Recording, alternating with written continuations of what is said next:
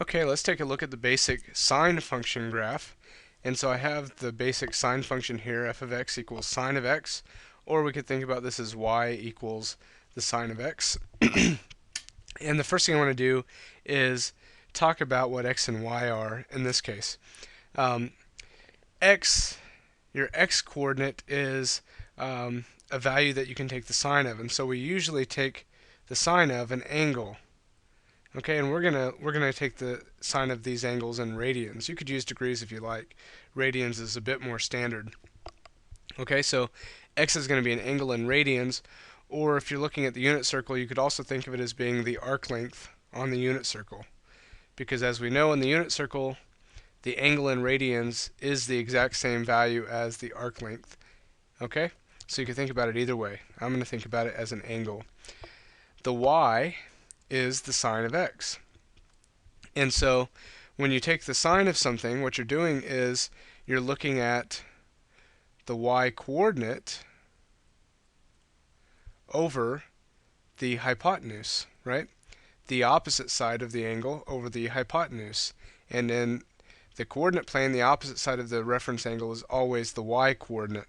So we're looking at the y coordinate over the hypotenuse. So this is pretty interesting. The y coordinate in this function is the y coordinate over the hypotenuse because y equals the sine. Okay, so it's a bit confusing. I hope you'll understand as we go through.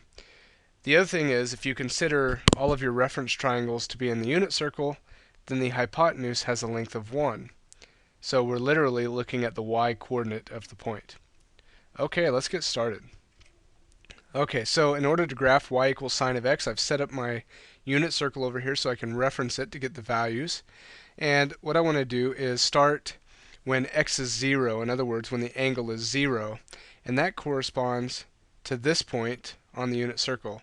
So when the angle is 0, my hypotenuse is 1 in the unit circle, my y coordinate is 0.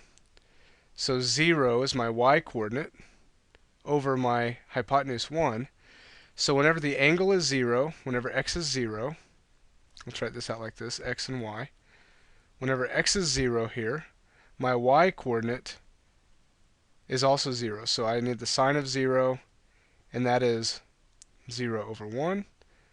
So the sine of 0 is 0, so we get the ordered pair 0, 0.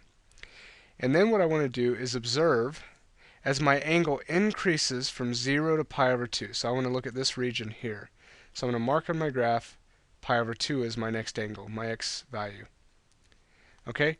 As the angle increases from 0 to pi over 2, my y coordinate is getting closer and closer and closer to 1. So as x gets close to pi over 2, the sine value, the y coordinate, is getting closer to 1. So on my graph over here, I need to increase from 0 to 1 as my graph goes from 0 to pi over 2 on the x-axis as my angle increases. Okay, so this corresponds to this part of the graph. Similarly, as my graph goes from pi over 2 to pi, now I can see as angle goes from pi over 2 to pi, my y coordinate's dropping from 1 down to 0 again. So on my graph over here, I need to be up here at 1 and drop down to 0. Okay? Let's do this a couple more times. Now if I look at from 3 pi over 2 to, from pi to 3 pi over 2,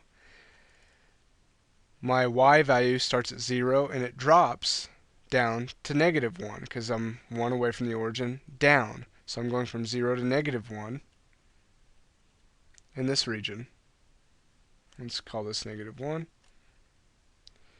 And finally, if I do it one more time, I'm going to go from negative 1 back up to 0 at 2 pi. So this would be 2 pi. And then the graph repeats forever exactly like this because now I'm just going to go through the circle again and again. And even if I went this way, it would do the same thing. So our graph just repeats this pattern forever. And this is the sine function. It starts at 0 on the origin, and it goes up to 1 to begin with, and it goes through 0 at pi, comes down to negative 1, and goes back to 0 at 2 pi.